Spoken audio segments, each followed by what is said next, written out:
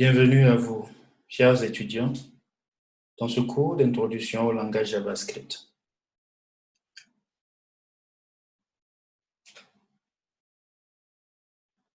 Nous allons aborder dans cette partie les concepts de base du langage de JavaScript.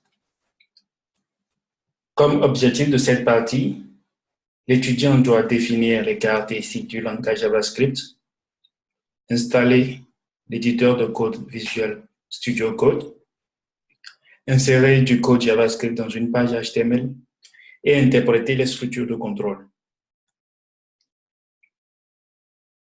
Le cours est structuré autour des généralités, de comment débuter en JavaScript, les variables et les structures de contrôle. JavaScript est l'un des langages de programmation du web.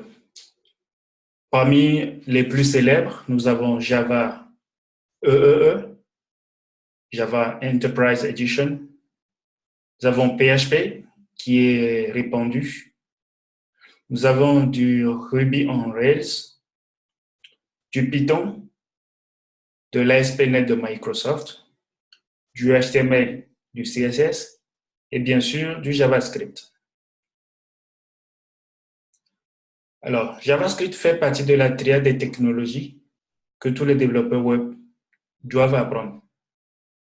Donc, un étudiant qui veut devenir un développeur web doit forcément apprendre du HTML pour spécifier le contenu des pages web, du CSS pour la présentation des pages, du JavaScript pour spécifier le comportement des pages. JavaScript est à la base un langage côté client standardisé par le CMA sous le nom de ECMAScript. Mais de nos jours, le JavaScript est aussi utilisé côté serveur avec les applications sous Node.js par exemple. Voilà l'une des standardisations du JavaScript appelée EMAScript 5. Dans cette spécification, vous pouvez voir que avec le tableau qui est dressé ici, tous les navigateurs sont compatibles. Du moins, tous les navigateurs implémentent toutes les spécifications décrites dans cette norme.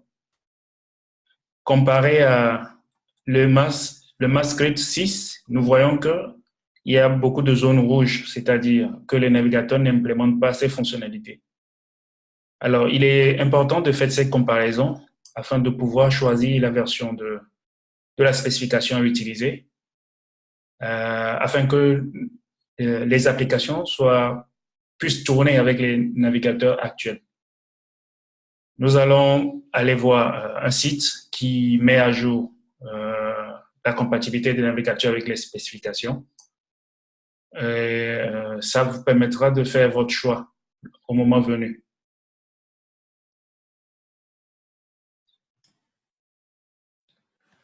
Ce site que vous voyez là, dont l'URL est spécifiée dans le navigateur, cangas.github.io, met à jour la compatibilité des navigateurs par rapport aux spécifications. Si nous prenons le EMAScript 5, vous verrez que là, dans la partie Desktop Browser, pour dire navigateur d'ordinateur, vous verrez que tous les navigateurs sont presque compatibles avec les spécifications. Nous avons IE 11 ici, nous avons le Edge 15, Edge 16, ainsi de suite. Nous avons Firefox qui est là. Nous avons Chrome.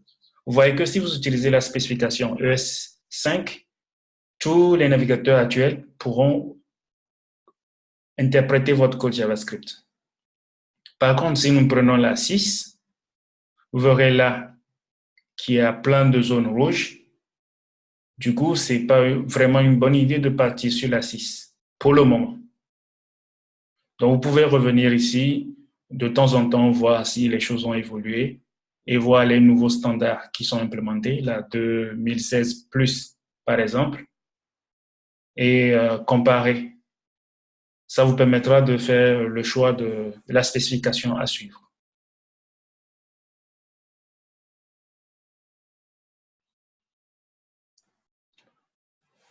Après avoir choisi sa spécification, ce qu'il y a à retenir de façon globale, c'est que le langage JavaScript est un langage de script. Nous y reviendrons en détail dans les prochains cours. C'est un langage orienté objet. C'est un langage interprété par le navigateur, qui est le client. Il peut être aussi utilisé côté serveur et il est standardisé par le SMA sous le nom de ECMAScript. Une chose aussi importante, c'est de faire la distinction entre JavaScript et le langage de programmation Java. Nous reviendrons sur toutes ces caractéristiques plus en détail dans les autres cours.